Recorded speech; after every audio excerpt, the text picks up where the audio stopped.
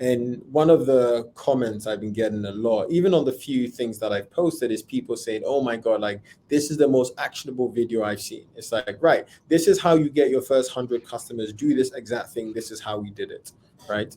And I think otherwise, you end up, being in a world of, like work hard and get lucky.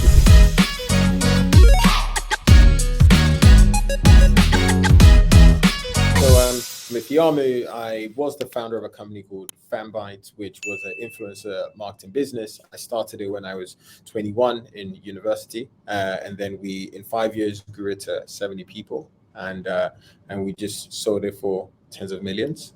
And I'd started a bunch of companies before. Some flopped, some did okay. Um, Born in London, grew up for 10 years in Ghana, and then I came back to London where I discovered the crazy world of social media and business. How did you end up in Ghana, and like how long were you there for? So I ended up in Ghana about 6 weeks after I was born. Oh, um, okay. and so my granny, she came to London and then took me back to Ghana. The reason why is actually pretty interesting, which I don't think that I told a lot of people, is because it was basically either go to Ghana or end up in foster care, because Oh my shit. parents had actually, like, there was just a bunch of stuff going on with my parents, which meant that, like, actually there wasn't directly at that point like a really concrete home for me to live in. And so what ended up happening was my grandma basically then came and said, right, we're going to go to Ghana. You will grow with me. And so I lived there from 6 weeks all the way to 10 years. And then I came back here when I was 10. Okay, cool. Wait, so your grandmother raised you in Ghana, and like what was that like? What was it like growing up there, and then also transitioning to like coming back to the UK? Like that must have been Yeah. jarring. So actually, living in Ghana was actually very cool because like Ghana is, quite a cool country generally, and my grandma is quite an influential person in Ghana. So like she knows the president, she knows, Oh, a bunch of cool. the people there, and so she lived in actually a pretty well-to-do area in Ghana. So I definitely think that what it did was it taught me discipline a fair bit. Because for example, in Ghana, in the schools, you get caned, right? So like if you do something wrong, you get caned with a cane, like a bamboo stick, right? That's so And so gnarly. when you have that, you have huge discipline. So one thing about the Ghanaian education system is that a lot of the things that you learn in, say, year 6 or year 7 or even year 8 in London, you'd have already learned in like year 4 and year 5. So what that ended up meaning was that even when I came here, I felt like I was always ahead of people. So we'd be learning things. I'm like, oh yeah, well, duh, like this is straightforward, and I just score top marks, top marks. And now that I think about it, I think there was definitely like a reinforcing thing, which is like because I already knew the stuff before them, I got high marks, and because I got high marks, it reinforced the idea that I was an intelligent person. And so I just lived my life as an intelligent person because I always felt like I had that head start. And so that was a pretty profound experience. The other thing, and one of the really funny things that happened, was the first day I went to school in London. I did something which was really funny, and I still find it kind of embarrassing, which is in Ghana, when you're asked a question, what you do is you raise your hand and you stand up, and you don't do that in London. And so literally the first day, they asked some question about, I don't know, like ratios or probability, and I raised my hand and I stood up, and everyone just looked at me like, who is this freaking nerd who's just come from Ghana and is just geeking out over there? And I just had to keep doing that for like 6 weeks until I was just like, oh no, I'm not taking it anymore.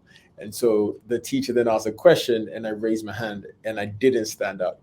And everyone was like, "Oh my god, like he's become a gangster now," and all that stuff. That was a pretty interesting story about the move from Ghana to London. That's awesome.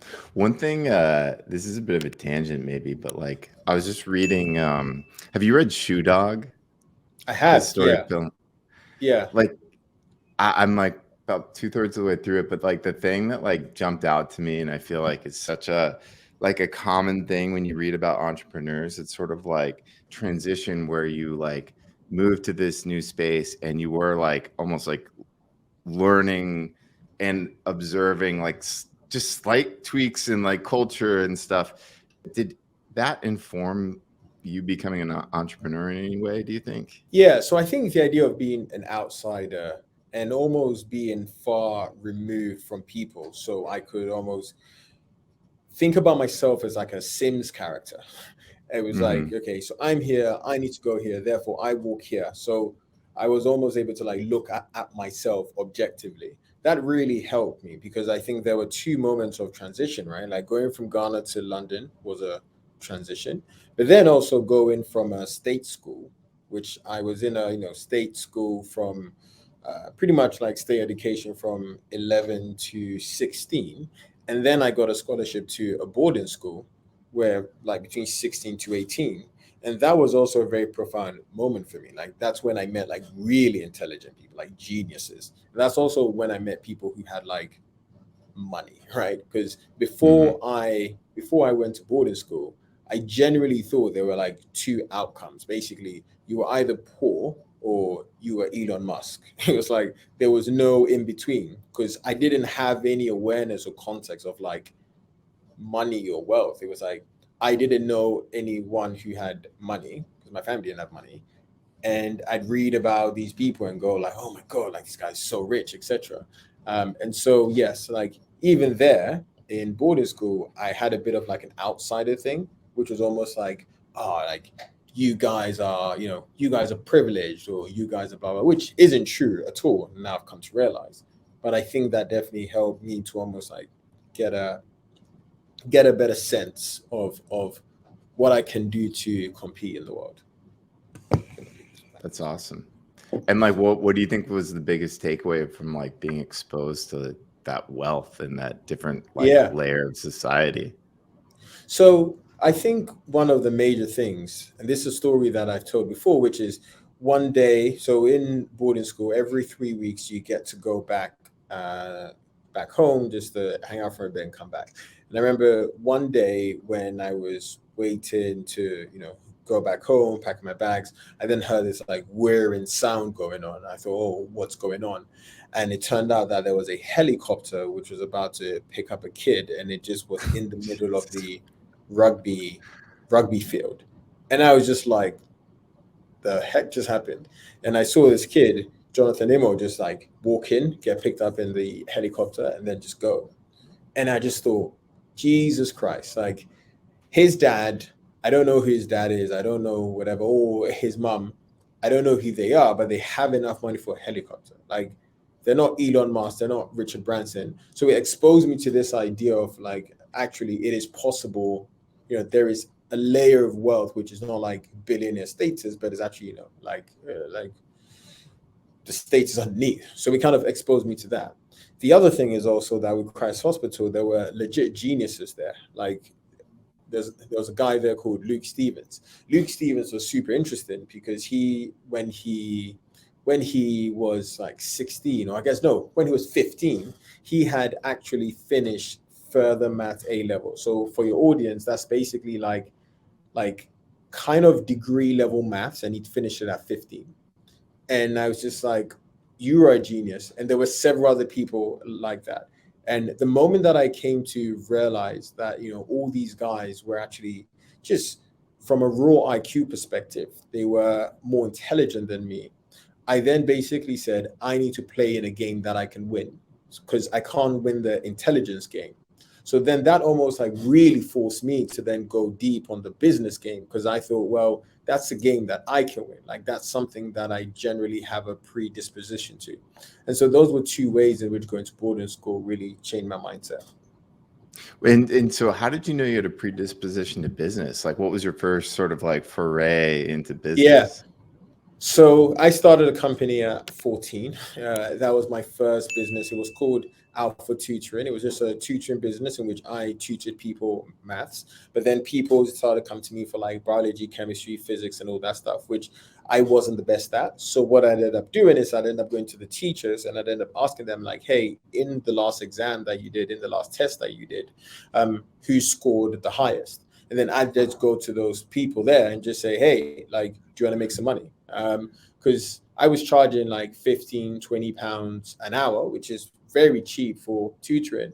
I'd take £5 or £7.50, then the kid will keep the rest. So that's my first foray into business, where I was like, oh, this is interesting. Like, this is how you make money. You you can basically like magic money by like solving a problem. And there I did, I had a crash course in how to get customers and all that stuff. Like, for example, my biggest customers were like the Asian kids and their parents, because they were the people who really cared about education. So I'd go to them and say, hey, do you want to be better at chemistry? Do you want to be at biology? Well, connect with this guy, and then I take a fee. So I think like having some degree of success in that, it was not a big success at all, but like, made a couple of grand or something. Um, uh, but then having that degree of success was then like, that's interesting. This is something that I feel like I'm better at than other people. And was this like a website, or what sort? How did you sort of No, yeah. facilitate it all? So funny enough, it was not a website, which was a reason that it didn't even go that far. And also the fact that I was 14, which therefore meant I didn't know anything. Still pretty good for Uh, 14. yeah. It was basically just me middle manning and like contacting parents and contacting Yeah. tutors. I had a fake note. So I created a sick note, which basically said like I had some form of diarrhea, which basically meant that I could leave the class at any point and call up parents in the toilet. Oh Um, my God. and so I had a sick note, which basically like I just faked basically, and so and so it was all me just basically being the middleman of this entire game. Um, until what you realize about tutoring businesses is that once you've paired up like a chemistry teacher with a student, they form the bond. So like there's no Yeah. reason for them to keep coming back to you anyway. And so as a consequence, you end up being cut out. And so that was a very short-lived project. That was a very short-lived experience, but it taught me about marketing, taught me about sales, taught me also about this idea of like just almost inventing value, which for me was very profound, because in all the businesses I've done at the beginning, I've just like invented the thing. And then, in some cases like Fanbytes, I raise money and all that stuff. But yeah, that's a story. That's awesome. And so, uh, tell me about Fanbytes. What was sort of how did you start that? What were the early days like? What was the inspiration? So so remember that I mentioned earlier that I started a company when I was in sixth form, because I thought, right, business is something I could win. I started a business called Entrepreneur Express, which was basically like an online publication. Literally, like think about entrepreneur.com, Business Insider. That was Yeah. basically it. This was 10 years ago. And I was thinking about how I grow traffic through it. I was trying Google Ads, SEO, and all those things just took long. But the thing that I realized I was good at was being able to grow Facebook accounts and Facebook pages. So I'd grow really big accounts like, Tony Robbins quotes, Gary Vee quotes, and all that stuff. And what I do is I take articles from my site and then I put them into these Facebook pages, and that would drive traffic to them. And so what ended up happening was that so yeah, that was the game, and it did very well from an editorial perspective. We got interviews with Richard Branson and a few other people, and then within 11 months, what ended up happening was that I got an email from these guys at a company called Horizon Media.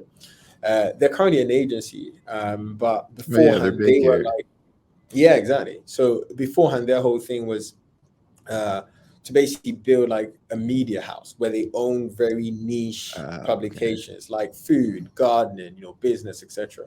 So they were interested in partnering up where like I could be part of their network, and then they could sell, ads on my site. So they didn't know about the Facebook pages.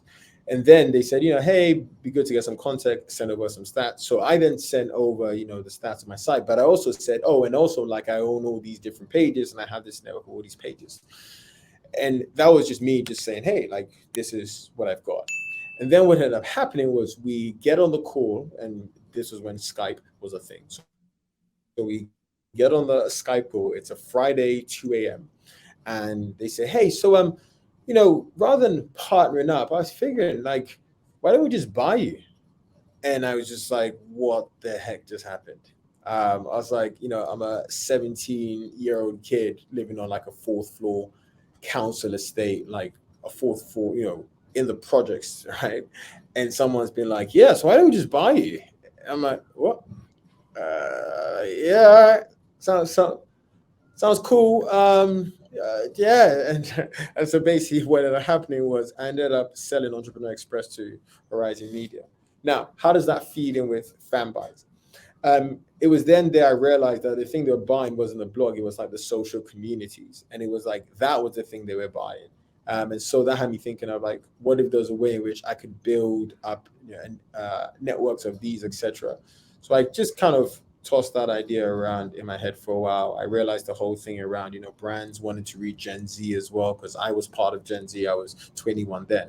So it's like a combination of those two things where I was like, oh, that's interesting. Like people want the social communities, brands want to engage with Gen Z. And so like bringing that all together, let's build a platform, let's build a service, which is enabling people to be able to do that at scale. And that's the story of Fanbytes. That's awesome. Now, so it's interesting because like you've done sort of like building businesses, but you built audiences too. Um, Mm, I feel like that whole side of things is fascinating. What sort of insights or lessons did you learn in building your own audiences for yeah. what was it, Entrepreneur Express? Yeah. I mean, so the biggest thing, and this is documented quite a lot, is this thing of 1,000 true fans. And I think it's so relevant, especially now in the age of social, where people over-index on followers and not realizing that there Yeah. are, like 1,000 true fans that will buy everything. And even right now, as I look into the influencer space, I think the biggest opportunity is like, how are people over indexing on those 1,000 true fans and like getting them to buy more and more of their stuff? I think Patreon is doing a very good job at that, but there are other ways in which you can really take advantage of this. I think OnlyFans, for example, has shown that you can actually do that also at scale, right? Like, you know, I know a number of OnlyFans creators, and they often say that, like, they're making a ton of money, but 80% of their money is coming from like 20% of the people who are buying tips for them, who are buying subscriptions, who are buying this, who are buying that, and who are buying that. So say what you want about OnlyFans, but I think that it shows kind of like where the advancement of audiences and monetization is going. Yeah, I completely agree. Now, having worked with creators and built your own communities, what do you think is that like differentiator in turning like followers to fans? Like I feel like there's this distinction and some creators are really good at it.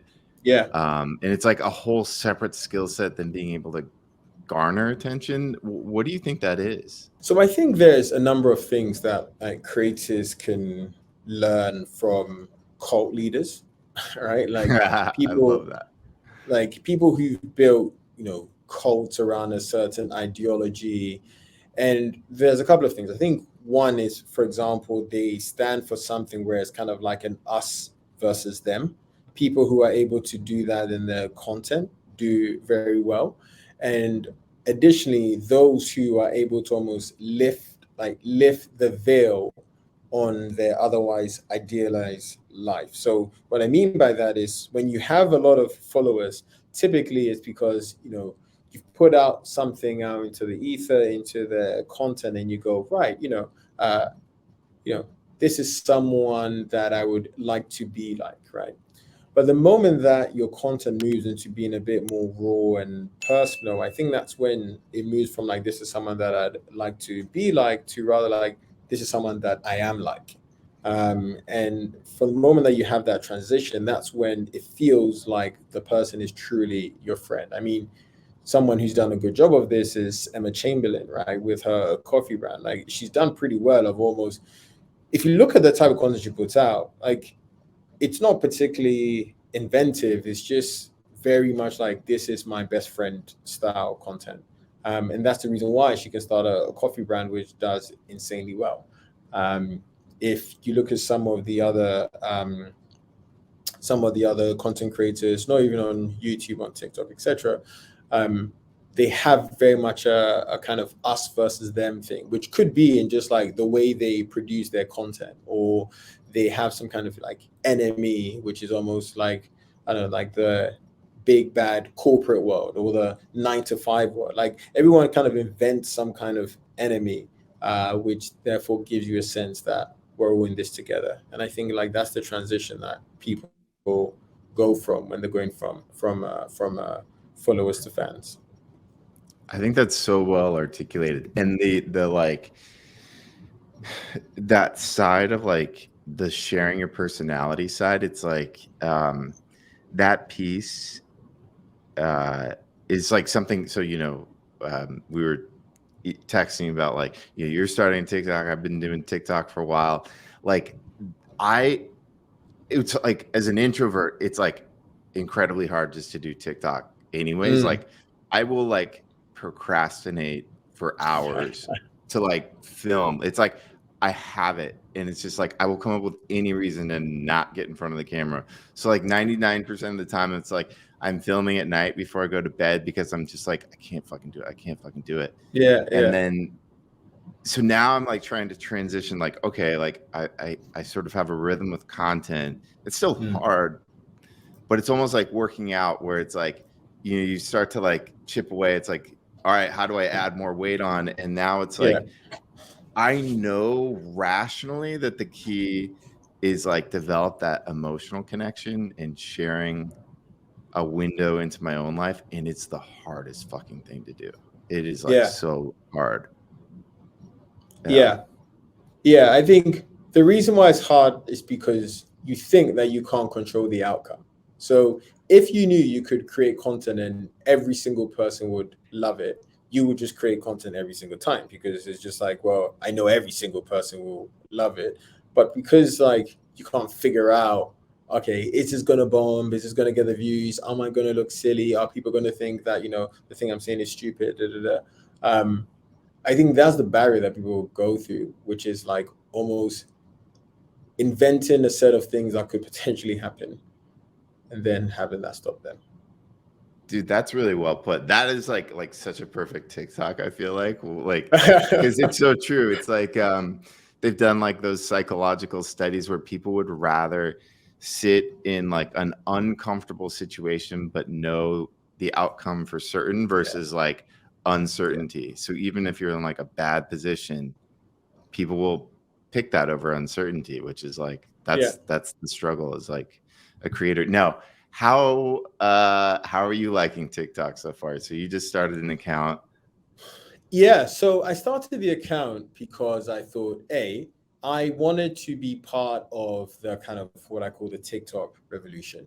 But also personally, I wanted to give a lot back to people who I thought would really benefit from this. I think the story of being a young guy, and I think, often, people talk about race, and I don't really care too much. But if we're to add that as a caveat, or add that, it's like the story of being like a young black guy who grew up in South London with no real handouts or anything, and like built a company, raised money, and then sold the company for tens of millions.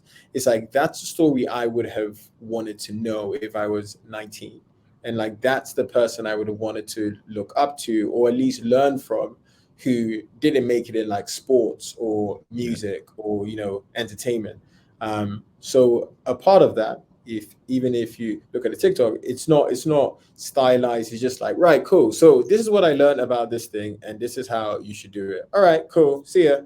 Um, so I think it's a combination of both. It's kind of like I want to be part of the market opportunity, but then also like personally, I think is the best vehicle for giving back.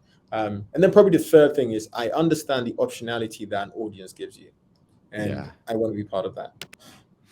Now, what do you think your us versus them dynamic is for you? Are you like, do you feel like there are other people out there who are maybe giving poor advice, or are you not thinking about that stuff right now? So I think there are a lot of people, I guess, in the general, I guess, business space who are giving very fluffy advice and it's not particularly actionable. And one of the comments I've been getting a lot, even on the few things that I've posted, is people saying, "Oh my God, like this is the most actionable video I've seen." It's like, right, this is how you get your first 100 customers. Do this exact thing. This is how we did it, right? And I think otherwise, you end up, being in a world of, like work hard and get lucky. And it's like, right, cool. But if I was 19 and someone told me to just keep working hard, I'd just go, right, well, that's nice. But like, tell me how you did what you did. So I think that my them is probably like fluffy business advice. Like that's my them, and my us is tactical, actionable things that can help you to do that. I think probably another them is what I call the like tech crunchification of business. Um, which I think is required. Like, I built my business and the exit was, mid eight figures, tens of millions. It wasn't hundreds of millions. And I think for a lot of people, if they're successful in their business, that's the outcome they're going to get. Like the 100 millions and the billions are actually outliers. That's why they get like so many of the headlines, because they're outliers. And I think the more people can think of business as actually like, you don't need to be a rock star to be able to, sell a business for 10 million or 30 million. Yeah, you need to have good market timing and stay in the game enough and a bit of luck, but like it is achievable. Whereas I think people often get enamored with, oh my God, like how does this scale to a billion? And I think that's my Yeah. them as well. I love that. Also, for the record, tens of millions is a massive win. I Yeah, mean, but props to you, when man. you read like Yeah. TechCrunch and all that stuff, it's like, yeah, so for a billion, or like they've raised 500. It's like, what the fuck? Like other people do their thing. Yeah, yeah. It's like not everyone needs to be Elon Musk. He can do his thing. I think I'd be happier. I think I'm happier not being Elon Musk. Like Yes. Yeah. there's like, yeah. Um, dude, this is dope. I know like we have questions here. Let's see. Were there any Yeah, let's questions go in through it. particular that you wanted to prioritize? This was sort of like just a brain dump. Otherwise I can sort of keep rattling stuff off. Yeah, I mean, to be honest, let's go through them all because I reckon Cool. I can give short answers to go through them all. I don't mind. Cool. And like, I love this sort of meandering kind of thing. Like, cause like, I think that's like some like nugget and eventually comes up. So what was like the first dollar you made online? So the first dollar I made online is very different to the first dollar that I made. So the first Yeah. dollar I made was that tutoring business. The first dollar that I ever made online was in Entrepreneur Express when I started selling ad deals and I plugged into a few of these like programmatic ad networks which paid me based on the traffic that I drove to the sites. That was the first dollar that I made. And I do remember thinking, oh my God, I just magicked this thing because it was programmatic. I didn't know who paid, right? It was like some real-time bidding system showed an ad on my site. And I just thought, wow. And my PayPal has just shown another $2. Like, oh my God, this is amazing. Uh, um, uh, so that was the first dollar that I made online. That's awesome. One thing also just circling back that I think might be worth like emphasizing is like you talked about how when you started the pages, like a lot of it was sort of like taking like high profile entrepreneurs and like essentially taking quotes from them and Yeah, repurposing their content. I think like that is such a great hack. It's like when you're starting out, like leveraging kind of the borrowed interest is yes, such a good way to get that initial like audience into the funnel. And then you can start to pepper in your yeah, own content and original ideas. But like the like people will like pause at something they recognize.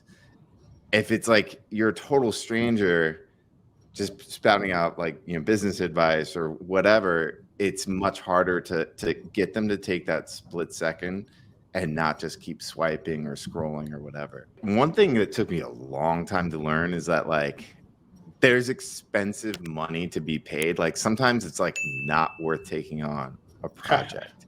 And like I would love to hear from you what's like the most expensive money you ever made, or any sort of like lessons you learned in terms of like saying no. So I'll tell you the most expensive money that I ever made was when we raised money from the wrong investor. So we in Fanbytes raised about $2 million for our business.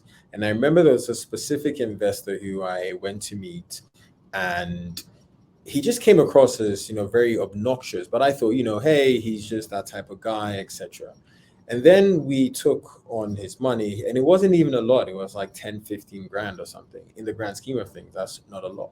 But then what ended up happening was he'd email me a lot. He'd like ask me about things. And I'm like, dude, you gave 10, 15 grand. Like, I can just give that back to you if you want. And I think that I just had to send me an email and say, look, like, you invested in us because we get this thing. You don't get this thing. So like, leave us alone, right? And there was a bit of, headache around that because I wasn't sure if that would be the best outcome and all that stuff. So I think the most expensive money that I've ever made was because I took it from the wrong people, or I engaged with the wrong people. For example, if you have a business and you're serving customers, the most expensive is when you have a customer who's very anal, or let's not say anal, but when you have a customer who is a shitty customer. That's funny. I went from anal to shitty. And so I think it's really about like who you take the money from rather than the actual experience, because there were several other people who gave us, a bunch of money and they were completely fine. Yeah, 10 to 15 grand and being on your ass is like crazy. It's Like ridiculous. And now I come to realize that I think the reason why he did that was because he was trying to kind of come across as if he was this big time investor. But I think 10 to 15 grand was actually like a pretty sizable portion of his like disposable income. And so he was very much like da da da da. So now that I think about it, and now that I get to know more about him and his background, I go, actually, what you wanted to do was like give off the impression that you're an investor, and actually this meant a lot to you. Yeah, interesting. That's nice that you can empathize now after he was a pain in the ass. What advice would you give to creators? So I think right now we're in this space where it's become acceptable for creators to really become businesses by themselves. Perhaps about 4 or 5 years ago, there was a lot of conversation around, oh my God, this influencer is like promoting a brand, you're a sellout, blah, blah, blah. Now I think that audiences have just come to accept that. And so that provides a lot of opportunity for you to use your audience to like create a lot of different revenue streams. And I think for a lot of creators, they're perhaps too hinged on a platform.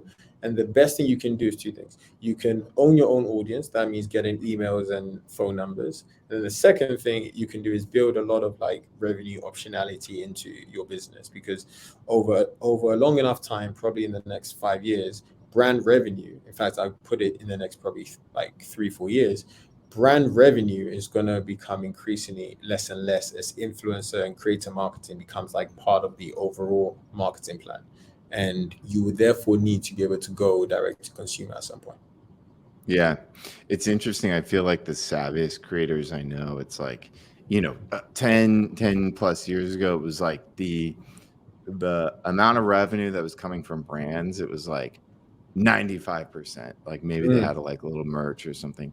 Now for like so many creators, it's like the inverse, where it's like 5, 10, 15, 20% is from brands, and everything else is like charging their audience directly, which honestly, it's like, as somebody who works in advertising and deals with influencers, it's like that would be so much, like, I recognize like why you would want to do that, because brands are work, like you're accountable to them once you sign that contract. Whereas if you're creating content or product for your audience is basically paying you to be more of you. So like it's you're not having to adjust anything. It's just like be more of what you want to be. and Yeah. that dynamic is so drastically different. And what in your mind makes a creator worth working with? Like, you know, you're doing an influencer marketing campaign. So I think the most important thing, and fundamentally the reason why brands use influencers, use creators, really is their ability to sell product, right? And so for me, it's like, can you sell product? It's not so much can you get likes, can you get engagement, can you sell product?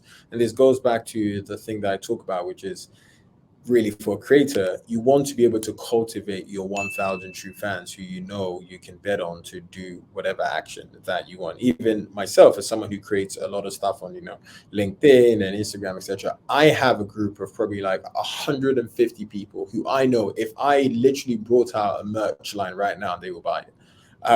Like they are my 1,000 true fans. They get other people to follow me. They engage with every single one of my posts. And even now on TikTok, even though I've only posted like 6 times, as I post more, I've started to see like there's a few people. In fact, there's I think 10 people who I've identified who have basically they've commented on every single post that I've done. And I go, okay, interesting. There's something about U10 which is quite similar. There's something there. How can I get more of U10? Yeah. Now, oh gosh, what was I gonna say? Oh yeah. So Fanbytes, you guys launched a merch line, right? So we launched a TikTok house called the Byte Squad and the Byte House, and then what we ended up doing was that group ended up launching a merch line, which did very well. And so was that like a merch line that was like owned and operated by them, or was that you guys? By us. Oh, cool. So we owned and operated everything. We just used them as the distribution. And any lessons from like growing that house and then growing that merch business? Yes. When working with creators, if you are like in the agency space or whatever, make sure that you own the IP and make sure that IP is not too intrinsically linked with the talent. We ended up doing a good job of this, but at the beginning, I think what ended up happening was the concept of the house became too synonymous with them. So eventually we had to go forward with more of a format-led thing, which meant we could easily move people in or out if we needed to. First, best, worst. Who are your favorite business and entrepreneurial creators? So the first ever creator that inspired me was actually someone who I met a month ago, and it's Salman Khan. Salman Khan was the founder of Khan Academy, Yeah. and I met him, and to me, he's like the OG YouTube creator because he was just there creating stuff on black boards and just scribbles. And I met him actually at a conference, and I said, dude, like, thank you so much for getting me through A level. And we ended up doing some content together, which was kind of a pinch me moment for me. So, oh my God, that's so amazing.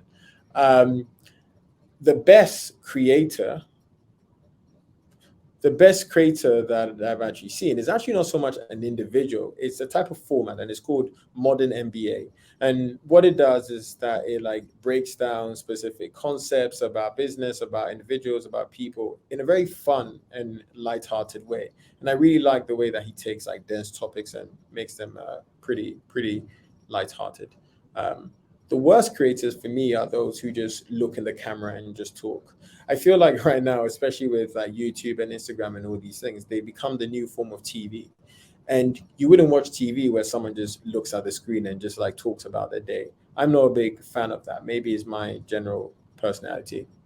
I also want to give a special shout out, I think, to, everyone talks about this guy a lot, but Mr. Beast. And the reason why I do that is because I think what they've created at Night Media is just so much optionality in an audience. I think it's quite inspiring to be able to, launch Beast Burgers and then to do this and then to do that and to do that, like localize a channel and all that stuff. We're just taking the exact same audience, or rather the exact same content, and just like figuring out different ways to monetize it. It's really impressive. All right, for somebody who's starting out, wants to be an entrepreneur, what books should they read? Or we could broaden it. What resources would you direct them to? So I think for anyone wanting to become an entrepreneur, I think the key here is not to focus on becoming an entrepreneur. I think is actually to acquire the skills required, which then makes you an entrepreneur. And I think especially at the beginning, the number one skill that you need to be able to master is like sales and marketing. That for me is like the most critical skill in whatever business that you have. So recommend that you read more sales and marketing books. And for me, there's like two main books which I love. I've probably read them about 10 times.